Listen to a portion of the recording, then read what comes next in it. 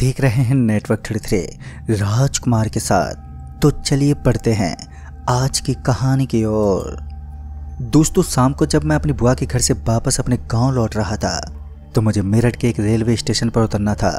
लेकिन गलती से जब मैं ट्रेन की एक बोगी में आराम करने लग गया तब जाकर मुझे पता चला कि जहां मुझे उतरना था ट्रेन उससे कहीं ज़्यादा आगे जा चुकी है, जिस वजह से अब मुझे चिंता हो रही थी कि कहीं मैं ट्रेन में गुम ना हो जाऊं।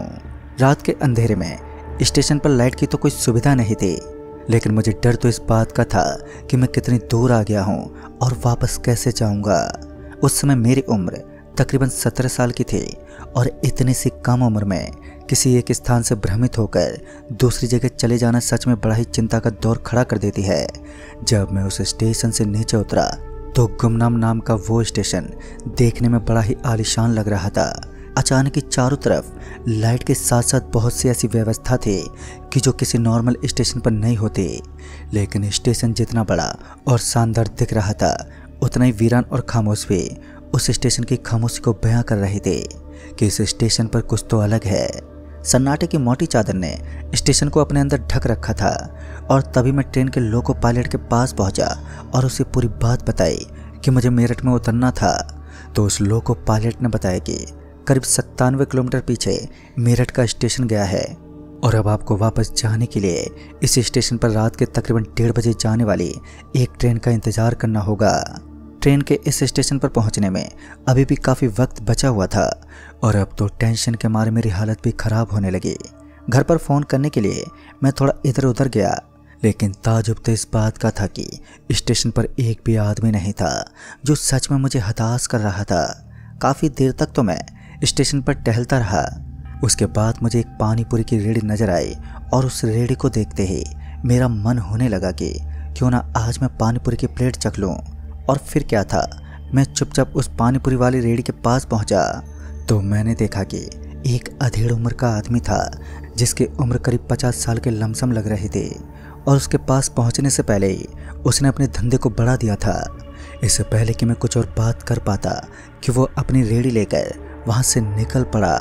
जाते समय उसने मुझे एक चेतावनी दी, इस स्टेशन पर ज़्यादा देर तक रुकना सही नहीं है। मात्र इन 3-4 शब्दों के अलावा उसने मुझे कुछ नहीं कहा और वो वहाँ से निकल गया। स्टेशन पर उसके जाते ही इतना ज़ोरदार सन्नाटा पसर गया कि मेरे कदमों की आवाज़ उस स्टेशन पर गूंज रही थी। मुझे उस स्टेशन से थोड़ा सा आगे एक और ढाबा जैसा कुछ दिखाई दिया। शायद वो कोई बड़ी सी दुकान थी जिस पर पेप्सी के अलावा कुछ और भी चीज़ें रखी हुई थी और उस दुकान को देखते ही मेरे दिल में उम्मीद का एक पहाड़ जग गया।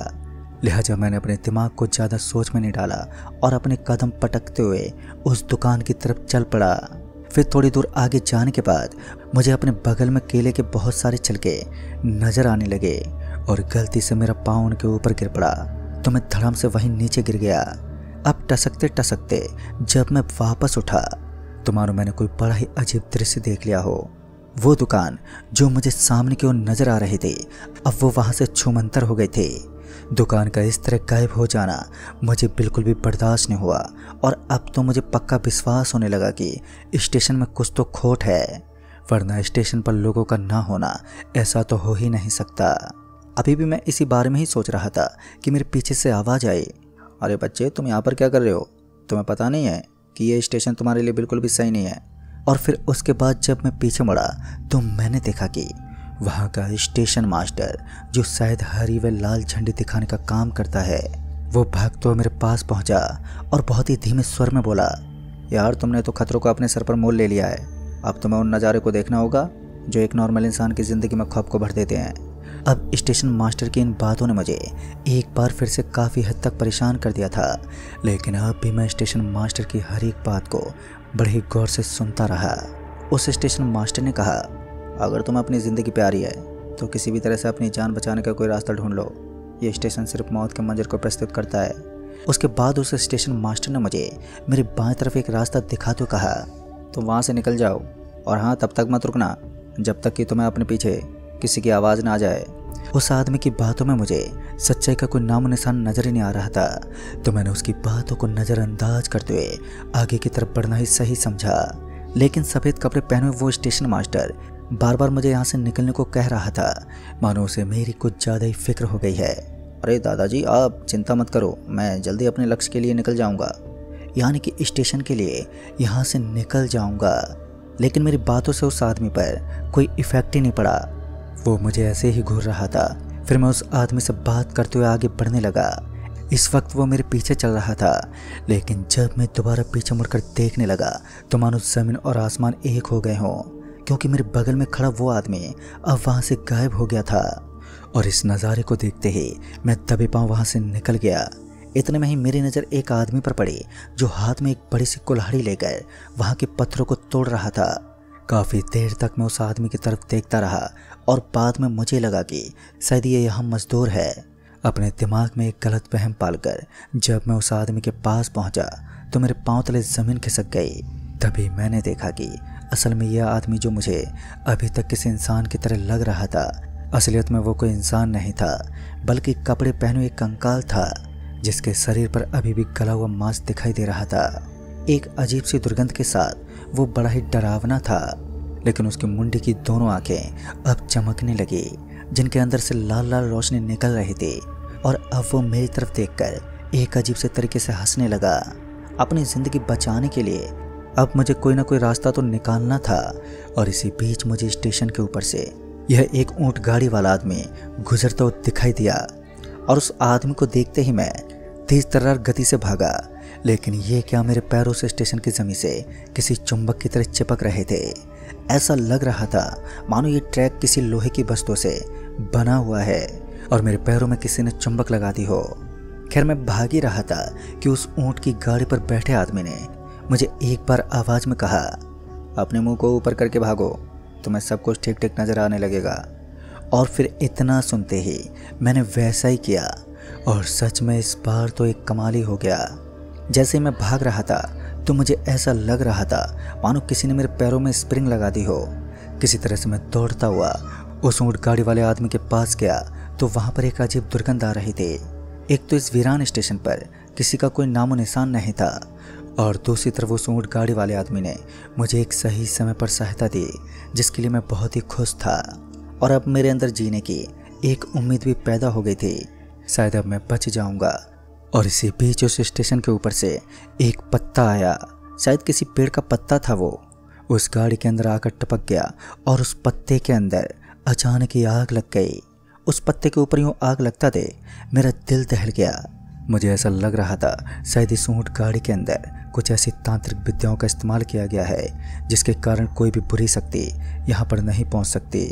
और इतने में किसी चीज़ ने मेरे शरीर पर हमला कर दिया। ये मेरे शरीर को काट रहे थे, लेकिन अब मैं चाहकर भी अपनी जगह से हिल पाने में नाकाम रहा। और इतने में उस ऊंट गाड़ी का एक पहिया दबने लगा। ऐसा लग रहा था कि इस पहिए के ऊपर किसी ने भारी भरकम वजन रख दिया हो। तभी मैं झुकते उसी की तरफ देखने लगा, लेकिन ताजुब की बात तो ये थी कि वो पहिया किसी भी तरह दबा हुआ नहीं था, मानो कुछ हुआ ही ना हो। मुझे एक चैन की सांस मिली, लेकिन इसी बीच मैंने देखा कि उस स्टेशन का स्टेशन मास्टर उस ऊंट गाड़ी के सामने एक हरी झंडी लेकर खड़ा हुआ था, जिसे देखते ही मेरा दिमाग घूम गया। और इधर मेरे शरीर में किसी जानवर ने अटैक कर रखा था। मेरे बदन में एक अजीब सी बेचैनी हो रही थी। और फिर जब मेरे पैर पर मेरा हाथ गया तो एक कीड़ा मेरे शरीर को अंदर से काट रहा था, और धीरे धीरे इसने मेरे बदन में घाव बनाने शुरू कर दिए थे। इसी बीच वो स्टेशन मास्टर मेरी तरफ इशारा करने लगा, और इन इशारों से मैं कुछ समझ ही नहीं पाया। वो किसी पत्थर की मूर्ति की तरह बस एक जगह स्थिर खड़ा रहा, और उस ऊंट गाड़ी वाले आदमी को देखकर थर थर काँप रहा था। इस समय उस ऊंट गाड़ी ने किसी बुलेट ट्रेन की तरह एक बहुत तेज रफ्तार पकड़ ली थी। सच में पहली बार किसी गाड़ी की रफ्तार इतनी तेज देख रहा था जो ऊंट गाड़ी के रूप में थी। हवा से बातें करते हुए अभी वो गाड़ी आगे बढ़ी रही थी कि अचानक उस स्टेशन मास्टर ने मेरा हाथ पकड़कर मुझे नीचे की तरफ खींच लिया। तभी मैं मुंह के बल गिर पड़ा, और जैसे मैं नीचे गिरा तो मैंने देखा कि उस ऊंट गाड़ी के ऊँटों के पैर ही नहीं थे, बल्कि वो तो हवा में उड़ रहे थे। और उसके बाद जो दृश्य मैंने देखा, शायद वो मेरी ज़िंदगी का सबसे खौफनाक दृश्य था, क्योंकि इस बार मैंने देखा कि जो आदमी उस ऊंट गाड़ी को चला रहा था, असल में वो भी एक कंकाल के रूप में दिखाई दे रहा था। उसका कंकाल भी लगभग गले हुए मांस से सना हुआ था। मेरे पैर के साथ साथ मेरे सर से भी अब खून बह रहा था। यानी कि उस छोटे से कीड़े ने मेरे पूरे शरीर में आतंक मचा दिया था। मेरा पूरा बदन खून से लहूलुहान हो गया। तो वो स्टेशन मास्टर मुझे जल्दी से वहाँ से उठाकर एक अस्पताल में ले गया। उस स्टेशन मास्टर का ये एहसान मैं आज तक नहीं भूल पाया। खैर, जैसे तैसे हम उस अस्पताल में पहुँचे तो डॉक्टर ने बताया कि एक अजीब जीव ने इसके शरीर में दाखिला ले लिया है और अब निकलने का नाम ही नहीं है। फिर कुछ दिनों बाद पता चला कि वो जीव अब मेरे शरीर में नहीं था। ये सब कैसे हुआ ये तो मुझे नहीं मालूम, लेकिन उस मायावी स्टेशन की वास्तविकता जब मुझे पता चली तो मैं ऊपर से लेकर नीचे तक कांप गया। उस स्टेशन मास्टर ने बताया कि ये एक राज की बात है। लगभग 99 साल पहले इस स्टेशन पर लोग खुदाई का काम कर रहे थे और तभी उन लोगों को कुछ महंगी चीज़ें मिलने लगी। खुदाई के दौरान कुछ ऐसी चीज़ें मिली जो बहुत ही पुरानी थी। स्टेशन पर काम करने वाले मजदूरों ने छुपके उन चीज़ों को बेचना शुरू कर दिया और उसके बाद एक रात कुछ ऐसा हुआ जिसके बाद स्टेशन के मजदूरों की कभी सुबह ही नहीं हुई। एक रात की उस क़यामत ने उन सभी को तहस नहस कर डाला।